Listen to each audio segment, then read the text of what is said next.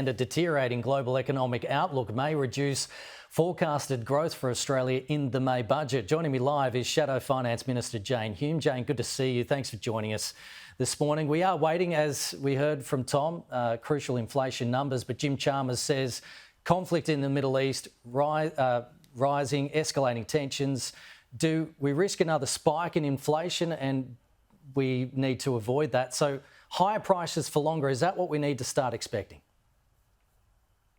Well, certainly that's what Jim Chalmers will be telling you, because he seems to be very good at pointing the finger to any other factor other than his own economic management. The Coalition have been saying for the last 2 years now that the most important thing that this government can do is bring inflation under control, because that is the only way that we're going to be able to address the cost of living crisis that's facing all Australians right now. And the only way that he can do that is to maintain his own fiscal discipline, rein in that Labor urge to spend more and more, which keeps pushing up that homegrown component of inflation. And let's not forget that economists out there, while they may be pointing to overseas factors, are saying that our inflation crisis in Australia is homegrown. That's why we're not seeing inflation come back to band now until potentially 2026. That's 2 years later than Labor were originally forecasting when they came to government.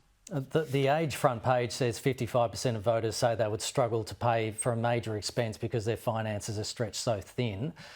Labor remaining steady in Newspoll just out today on a two-party preferred, falling in the primary and the reserve poll. What's your take on that ahead of the May budget?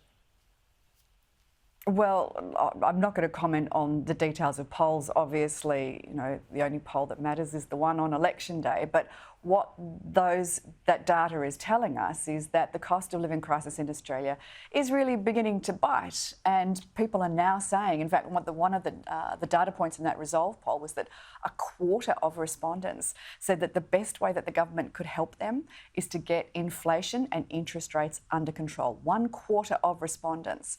They're also saying that their real disposable income is going backwards, and they're feeling that in their hip pocket. In fact, real disposable income's gone back by around 7.5% just in the last 2 years alone. And that's from a combination of high inflation, high interest rates, and higher taxes too. If the government was serious about getting the cost of living under control rather than just messing about at the margins, it would be reining in its urge to spend. It would be getting aggregate demand under control using the public sector side of the books rather than the private sector, rather than relying on the RBA to do all of the heavy lifting with interest rates. That is the only way to sustainably get inflation under control. Getting inflation under control is the only way to get the cost of living crisis under control.